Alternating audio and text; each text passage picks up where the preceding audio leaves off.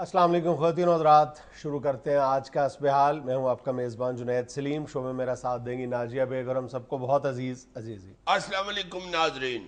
السلام علیکم ناظرین، بہت ہی افسوس کے ساتھ بلوچستان کی صورتحال کا ذکر کرنا انتہائی ضروری ہے، چونکہ بڑی ہی خوفناک وہاں پہ سچویشن بن گئی ہوئی ہے۔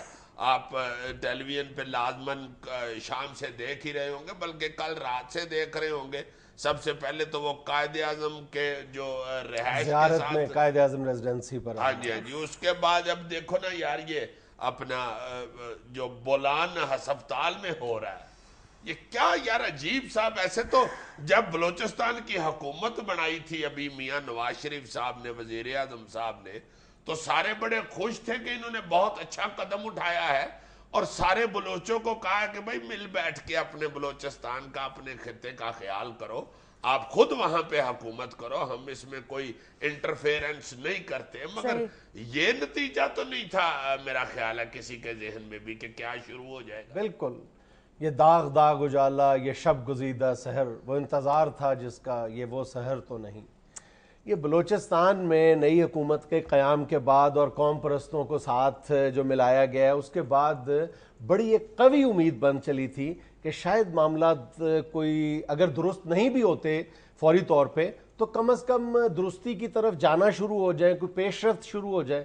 لیکن پچھلے کئی ماہ سال سے یہی کھیل جاری ہے کہ امید بنتی ہے، ٹوٹ جاتی ہے، پھر امید بنتی ہے، پھر ٹوٹ جاتی ہے، اور پہلے سے زیادہ قوی انداز میں، پہلے سے زیادہ مضبوط امید بنتی ہے، لیکن اسی طرح دھڑام کر کے وہ امید جو ہے وہ ریزہ ریزہ ہو جاتی ہے۔ پتہ نہیں ہے امیدوں کے ٹوٹنے کا سلسلہ کب ٹوٹے گا۔ اب دیکھو نا یہ عراق کے یہ جو ساری سیاسی جماعتیں ہیں وہ تو ایک جگہ پہ اکٹھی ہو گئی، انہوں نے تو حکومت بنا لی، سارے راضی تھے، سارے خوش تھے۔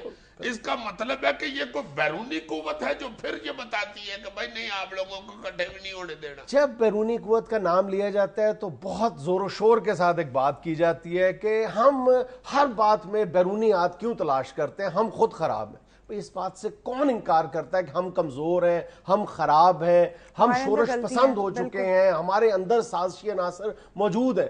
لیکن ایک بات پر غور کرنے کی تو ضرورت بہرحال ہے نا کہ جب بھی ہم کہیں پہ معاملات بہتر کرنے کی کوشش کرتے ہیں تو کوئی نہ کوئی ہاتھ دھڑام کر کے وہ معاملہ، وہ عمارت، وہ امید کی کرن جو ہم جگاتے ہیں وہ یکدم بجھا دی جاتی ہے۔ ہم اپنے ناردرن ایریاز میں جب بات کرتے ہیں، کوئی مذاکرات کی کوشش کرتے ہیں تو اگلے روز وہاں پہ ڈرون اٹیک ہو جاتا ہے۔ پاکستانیت کی بات کرنے والے جو وہاں پہ عناصر موجود ہیں ان کو نشانہ بنایا جاتا ہے۔ جب ہم بلوچستان میں کوئی قوم پرستوں کو اکوموڈیٹ کرنے کی کوشش کرتے ہیں تو پھر اس طرح کے حالات پیدا کر دیے جاتے ہیں کہ بس اب فوجی آپریشن آج نہیں تو کل، آج نہیں تو کل۔ اور اس طرح کے واقعات اور سانحات کے بعد ایک عجیب و غریب طرح کی بلیم گیم شروع کر دی جاتی ہے، کانسپیریسی تھیریز کی گرد اڑائی جاتی ہے، اور اس طرح گرد اڑائی جاتی ہے کہ حقائق کہیں گم ہو کے رہ جاتے ہیں۔ ابھی اس واقعے کو چند گھنٹے گزرے تو طرح طرح کی کانسپیریسی تھیری سامنے آنا شروع ہو گئی ہیں کہ جناب یہ پاکستان کی اسٹیبلشمنٹ جو ہے وہ بلوچستان میں جمہوریت کا بستر گول کرنا چاہتے ہیں، کیونکہ نواز شریف نے بلوچ جو قوم پرست تھے ان کے ساتھ ہاتھ ملایا تھا اور پاکستان کی اسٹیبلشمنٹ کو یہ صورت قبول نہیں تھی۔ پھر یہ بات بھی کہی جا رہی ہے کہ جناب بلوچستان میں کسی آپریشن کا یہ پیش خیم ہے، اس کے لیے راہ ہموار کی جا رہی ہے۔ آج جس کے ذہن میں بھی جو بونگیاں آتی ہیں وہ کہنا شروع ہو جاتے ہیں۔ مطلب کب تک یار یہ ہم کانسپیریسی تھیریز کے چکر میں پڑے رہیں گے؟ سیدھی سیدھی بات ہے یار کہ وہاں پہ جو کچھ ہو رہا ہے، کوئی اگر کانسپیریسی ہے نہیں ہے، آخر یہ کسی کی تو ذمہ داری ہے کہ وہاں پہ حالات ٹھیک کرے۔ ہائے ہائے ہائے کیا یار عجیب سی صورتحال بن گئی ہوئی ہے۔ ڈپٹی کمشنر وہاں کے کوئٹے کے، وہ بیچارے ڈیوٹی کرتے ہوئے شہید ہو گئے ہیں، وہ نرسیں 4 شہید ہو گئی ہیں، وہ پھر کو 11 بچیاں بیچاری وہاں پہ 14 بچیاں شہید ہو گئی ہیں۔ دیکھو نا ذرا کہ کوئی، میرا مطلب ہے کہ کوئی کسی طرف سے بھی خلاصی ہے ہی نہیں۔ اچھا، ایک اور بات پہ غور کرنے کی ضرورت ہے کہ اس طرح کی لڑائی جو لوگ بھی لڑ رہے ہوتے ہیں ان کی بہرحال یہ رضا اور منشا تو ہوتی ہے کہ جس جگہ پہ وہ یہ کاروائی کر رہے ہیں، کچھ اگر وہ حاصل کرنا چاہتے ہیں تو وہاں کے لوگوں کے دل بھی جیتنا چاہتے ہیں۔ ان تمام کوششوں میں ایسی کوئی کوشش نظر نہیں آتی، مطلب بچیوں پہ حملہ کرنا، मासूम बच्चियों पे हमला करना, फिर हॉस्पिटल्स में जाके लोगों को इस तरह शहीद करना दरिंदगी के साथ, साफ पता है। फिर पाकिस्तानियत की अलामत, पाकिस्तानियत खालिसतन पाकिस्तानियत की अलामत, ज़ियारत में कायदे आज़म रेजिडेंसी को टारगेट करना, इन तमाम बातों का क्या मकसद है? ये कोई पाकिस्तानियों के दिल जीतने वाली बात तो नहीं है। ये तो जो बंदा भी ये हरकतें कर रहा है, जो कुव्वत भी हरकतें कर रही है, जाहिर है कि उसको पाकिस्तानियों की हमदर्दियां जीतने का तो कोई मकसद दूर दूर तक नजर नहीं आता। वो सिर्फ बलोचिस्तान में ही हालात खराब नहीं करना चाहता जो ये हरकत कर रहा है, वो पूरे पाकिस्तान का दुश्मन। बिल्कुल। जिसने कायदे आजम की रिहाइश में 5 बम चला दिए हैं, ये क्या मकसद है? मतलब वहां क्या था?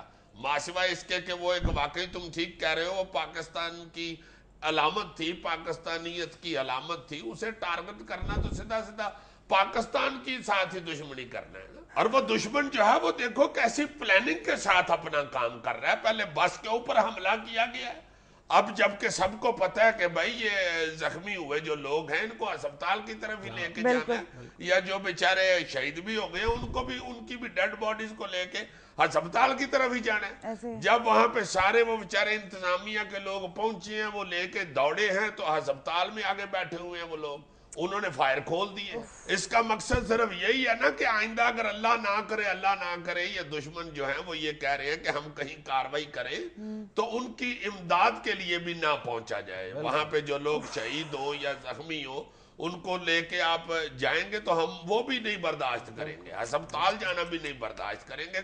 खौफ पैदा किया गया। लेकिन बहरहाल मेरा ख्याल उम्मीद अफजा बात इस सारी सूरत हाल में यही नजर आती है कि जिस तरह हमारे सियासी रहनुमाओं ने यकजहती का सबूत दिया है, हालिया इंतखाबात में भी तमाम तर धमकियों के बावजूद और ख़राब सूरत हाल के बावजूद अपना हक़ रायदही इस्तेमाल किया है और जमहूरियत का सफ़र जारी रखा है। मेरा ख्याल है कि इस तरह के वाक़यात भी हमारा मोरल नहीं इंशाअल्लाह ताला तबाह कर सकते। मेरा ख्याल है कि कौम अगर इकट्ठी एक दफ़ा खड़ी हो जाए और उन लोगों को अपनी सपोर्ट दे जिन्होंने फैसले करने हैं, तो मेरा ख्याल है कि सूरत हाल बहुत बेहतर हो सकती है। डरेगी नहीं इंशाल्लाह।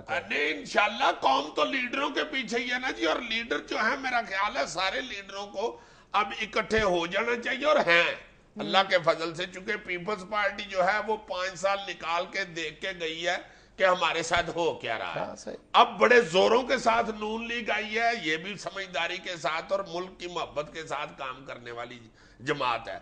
अब एक और पार्टी जो तीसरी बड़ी पार्टी सामने आई है इमरान खान साहब की। खान साहब भी चूंकि मुल्क के साथ प्यार करने वाले हैं, मुल्क के हीरो वाले, और मेरा ख्याल है कि वो नवाज शरीफ साहब को इस हवाले से गैर मशरूत तौर पर पूरी तरह सपोर्ट देंगे, और कई बार वो इस बात का इंदिया भी दे चुके हैं। बिल्कुल करेंगे, चूंकि वो बहुत ज्यादा वो चूंकि हैं भी जीते भी वो पख्तूनख्वा से तो बहुत बड़ी तादाद में जीते हैं। वो बलोचिस्तान की सूरत हाल को बिल्कुल इजी नहीं छोड़ेंगे, उसको किसी हवाले से भी सियासत की नजर नहीं होने देंगे वहां पे। वो मुझे उम्मीद है इंशाल्लाह जरूर वहां पे यकजहती का मुजाहरा करेंगे इंशाल्लाह। नाज़रीन, यहाँ में लेना एक छोटा सा वक्फा, हमारे साथ रहिए।